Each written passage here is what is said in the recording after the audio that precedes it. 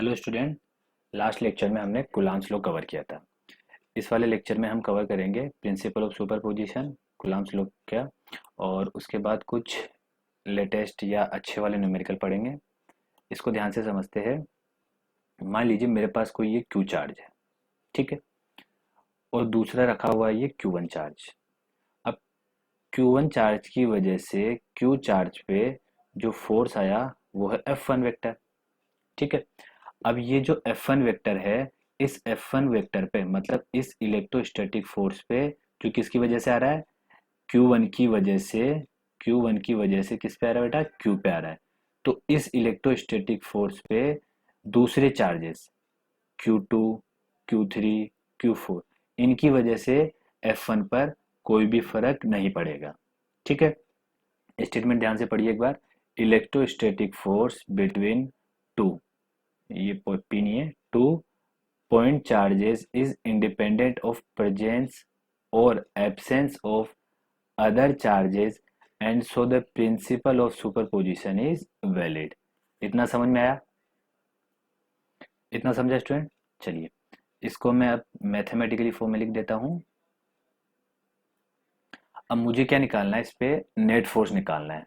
मतलब ये जो मेरे पास क्यू चार्ज है, एक सेकेंड, ये जो मेरे पास क्यू चार्ज है, इस क्यू चार्ज पे मुझे Q1, Q2, Q3 और Q4 की वजह से क्या निकालना है, नेट फोर्स निकालना है।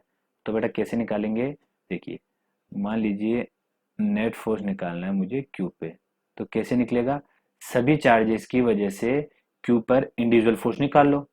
क्या निकाल लिए, F1 निकाल लिया, F2 निकाल लिया, F3 निकाल लिया और F4 निकाल लिया, और सभी को क्या करेंगे, ऐड कर देंगे। F1 vector, F2 vector, F3 vector, F4 vector, ठीक है। तो हमने क्या करा, जो क्यू पे फोर्स लग रहे थे, क्यू पे किसकी वजह से, Q1, Q2, Q3 फोर्स की वजह से जो भी फोर्स लग रहे थे उन सभी का नेट निकाल लिया। अब ये डायरेक्ट ऐड नहीं हो सकते, क्यों, क्योंकि फोर्स क्या है, वेक्टर क्वांटिटी, और वेक्टर हमने वेक्टर मैथ पढ़ी है, तो वेक्टर मैथ से क्या करेंगे, इन सबको हम लोग ऐड कर देंगे, ठीक है बेटा। एफ क्या है यहाँ पे, force on Q charge due to Q1, Q2, Q3। F क्या है यहाँ पे, ये एफ क्या है, फोर्स ऑन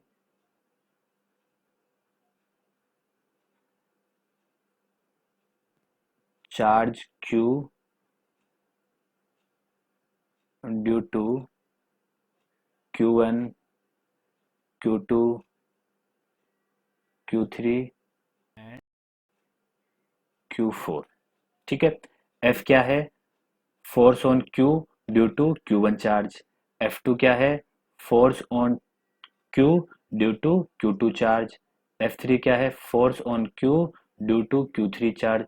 F4 क्या है, force on Q due to Q4 charge. इतना समझ में आया? चलिए अगला कंसेप्ट आता है इसमें, limitation of Coulomb, sorry Coulomb नहीं, Coulomb law, limitation of Coulomb law. Coulomb law के क्या क्या लिमिटेशन है, ठीक है। पहला लिमिटेशन क्या है, पहला लिमिटेशन ये है कि कूलाम्ब लो स्पेरिकल चार्ज के लिए भी डिस्ट्रीब्यूट, मतलब स्पेरिकल जो बॉडी होती है, charge body, spherical charge body, उनके लिए भी क्या है, वैलिड है। बट वो स्पेयर क्या होना चाहिए, नॉन कंडक्टिंग स्पेयर होना चाहिए, ठीक है बेटा। वो स्पेयर क्या होना चाहिए, नॉन कंडक्टिंग स्पेयर होना चाहिए। इसको एक बार रीड कर लो, अब ध्यान से देखिएगा। ये कोई स्पेयर है, ये कोई दूसरा स्पेयर है,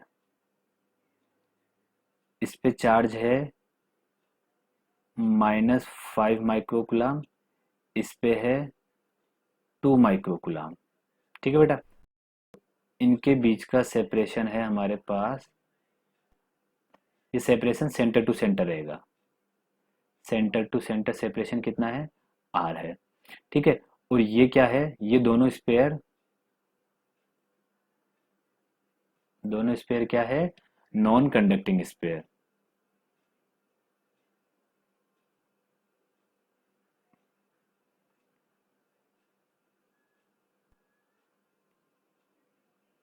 ठीक है बेटा। दोनों स्पेयर क्या है, नॉन कंडक्टिंग स्पेयर। अब मान लीजिए इन पे इलेक्ट्रोस्टैटिक फोर्स का मैं मैग्नीट्यूड निकालता हूँ। ठीक है, तो फोर्स का डायरेक्शन किधर आएगा, फोर्स का डायरेक्शन आएगा, दोनों क्या है, अपोजिट साइन के हैं, तो क्या होगा इनमें, अट्रैक्शन होगा। तो फोर्स का डायरेक्शन इसमें इधर आएगा और इसमें इधर आएगा। ठीक है, तो मैं फोर्स का क्या निकाल लेता हूँ बेटा, मैग्नीट्यूड निकाल लेता हूँ। तो F इज इक्वल टू क्या होगा, के, क्यू कितना रहेगा, 5 इंटू 10⁻⁶। मैं मैग्नीट्यूड निकाल रहा हूँ इसलिए मैंने Q1 Q2 को विदाउट साइन रखा है। 2 इंटू 10⁻⁻⁶, और इनके बीच का सेपरेशन है R। तो मैंने डायरेक्टली ये फोर्स का मैग्नीट्यूड निकाल लिया। मतलब ये यहाँ पे वैलिड है। कब वैलिड है, जब ये दोनों स्पेयर हमारे पास क्या हो, दोनों स्पेयर हमारे पास क्या हो बेटा, नॉन कंडक्टिंग स्पेयर, तब ये क्या है, कूलाम लॉ उनके लिए वैलिड है। अगला पॉइंट है, अगला पॉइंट ये बेटा, हम कूलाम्स लॉ को डायरेक्टली कंडक्टिंग स्पेयर पे नहीं लगा सकते।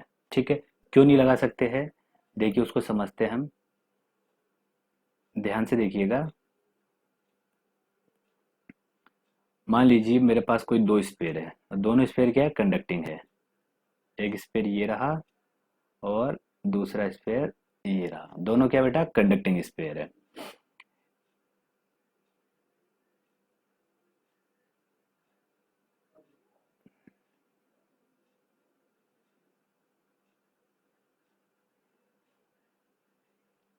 इस पे चार्ज ले लिया मैंने Q1, इस पे चार्ज ले लिया मैंने Q2।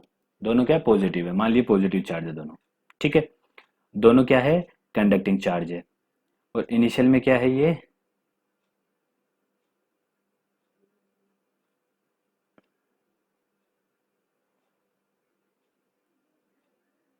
पॉजिटिव चार्ज कर रखा है इसको अपन ने। इस वाले कंडक्टर को क्या कर रखा है, पॉजिटिव चार्ज दे रखा है, और इस वाले कंडक्टर को भी हमने क्या दे रखा है, पॉजिटिवली चार्ज। दोनों कंडक्टर क्या कर लिए हमने, पॉजिटिव चार्ज कर लिए। अब दोनों को हम क्या कर रहे हैं, किसी सेपरेशन पे लेके आ रहे हैं, मतलब एक आर डिस्टेंस पे लेके आए इनको। ठीक है बेटा, आर डिस्टेंस पे लेके आया है, तो अब क्या होगा, इंडक्शन होगा इनके अंदर। ठीक है, इंडक्शन, क्योंकि ये क्या है, दोनों कंडक्टर है, और कंडक्टर में क्या हो सकता है, इंडक्शन हो सकता है। तो इंडक्शन की वजह से क्या होगा,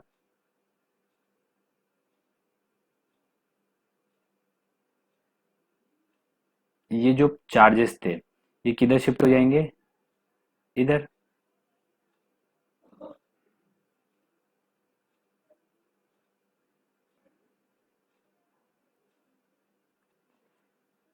तो बेटा क्या होंगे, इस वाले कंडक्टर के सारे चार्ज कहाँ पे शिफ्ट हो जाएंगे, इधर की साइड शिफ्ट हो जाएंगे। ठीक है, इंडक्शन, क्योंकि प्लस प्लस है तो रिपल्सन होगा। ठीक है, और इस वाले कंडक्टर के सारे चार्ज जाएंगे बेटा, इधर की साइड शिफ्ट हो जाएंगे। ठीक है, अब हुआ क्या, पहले तो इनके सेंटर का बीच का डिस्टेंस कितना था, आर। कितना था बेटा इनके सेंटर का डिस्टेंस, स्मॉल आर। अब जो डिस्टेंस है वो क्या हो जाएगा, देखिए, अब आर इफेक्टिव इतना हो जाएगा, क्योंकि इधर तो चार्ज है ही नहीं। तो अब आर इफेक्टिव कितना हो जाएगा, इतना हो जाएगा, मतलब अब डिस्टेंस हमारे पास ये हो जाएगा। ठीक है, अब डिस्टेंस कितना हो जाएगा, इतना हो जाएगा। इसको थोड़ा आगे समझते हैं।